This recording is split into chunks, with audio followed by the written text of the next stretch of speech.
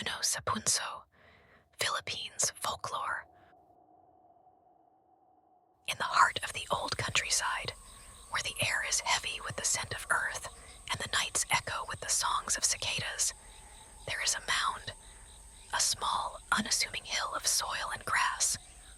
But no one dares disturb it, for it is said, a Nuno lives there, and those who cross him never find peace again.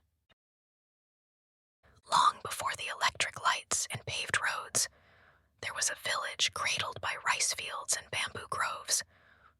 The people lived simple lives, rising with the sun and sleeping under skies crowded with stars. They knew every bend of the river, every grove of trees, and every place they must never tread. Among these forbidden places were the Punso, earthen mounds scattered at the edges of fields, often near old trees. Some villagers said they were just termite nests, but the elders whispered of something older, a tiny ancient spirit, the Nuno sa Punso, the old man of the mound. It was not his size that made him feared, it was his temper. No one spat, urinated, or stepped upon a Punso. To do so was to invite his wrath, an illness no healer could cure, a string of misfortunes that would hollow your life. This is where the story of Miguel begins. Miguel was a strong young man, the son of a farmer. He had grown up hearing the elders' warnings, but he paid little attention to old tales. To him, the Punso was just dirt. He had work to do, fields to till, and no patience for superstition. One summer afternoon, the heat pressed down heavy. The rice stalks shimmered under the sun, and the cicadas screamed in the trees. Miguel was clearing weeds at the far edge of their field when he came upon it. A mound, waist-high, crowned with grass and tiny wildflowers. It blocked his path, and without thinking, he lifted his foot and stepped onto it. The moment his heel touched the mound, the wind shifted. The cicadas fell silent. For just a heartbeat, it felt as though the air itself was watching him. Then came the sting, sharp, sudden pain shooting up his leg. Miguel hissed and stepped back, shaking his foot. Perhaps an ant, he thought, or a thorn. But when he looked, there was nothing, only the mound, still and silent.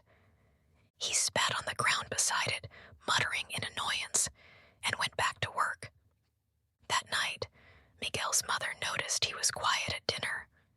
His face was pale, and a sheen of sweat clung to his forehead. "You're burning up," she said, touching his cheek. By morning, his fever had worsened. No herb or poultice could bring it down, and when he tried to stand, his right leg gave way beneath him. It was as if the strength had been stolen from it.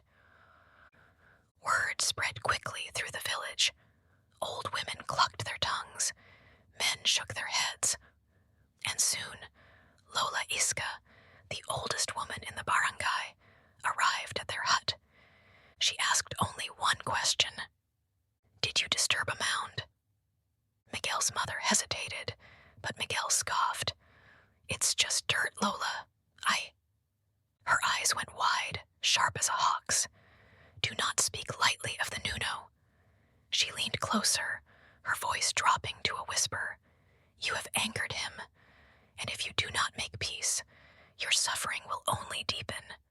That night, the dreams began. Miguel found himself standing in a fog-covered field. The moon hung low, its light pale and sickly. In the mist, a figure emerged, no taller than a child, hunched, with skin the color of earth and eyes like burning coals. The little old man smiled, but it was not a kind smile. "You stepped on my home," he said. His voice was like dry leaves. "You spat on my land. Now you will feel what it is to be trampled."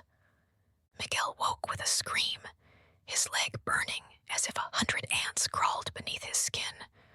From then on, misfortune misfortunes piled upon each other. A borrowed carabao broke its leg. Their stored grain rotted overnight. His younger brother fell ill with the same strange fever. The villagers began to avoid their family, fearing the Nuno's curse might cling to them too. By the third week, Miguel could no longer stand. His skin had grown pale, and his once bright eyes were sunken and dull. In desperation, his mother went to Lola Iska again. The old woman nodded gravely. "There is only one way.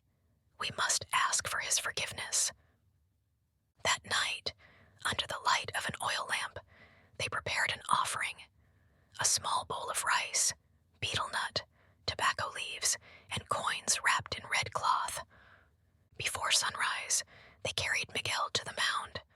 The air was thick and still. Not even the crickets sang. Lola Iska placed the offering on the mound and whispered an apology, her voice trembling. "Old One of the Earth, we beg your pardon. My grandson is young and foolish.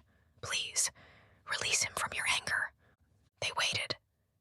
The silence stretched so long that Miguel began to think it was useless. Then, a wind rose from nowhere, swirling around them, lifting the edges of the red cloth. The grass on the mound bent as if under invisible hands, and in Miguel's fevered mind, he heard a voice, low, cold, and close to his ear. "Do not forget, the earth is alive, and it remembers." The wind died. The offering lay undisturbed. By the time they reached home, Miguel's fever had broken. The strength slowly returned to his leg, though a faint ache would always remain. A reminder, he said, of the day he crossed the Nuno. And so, in that village, the elder's warning was never questioned again.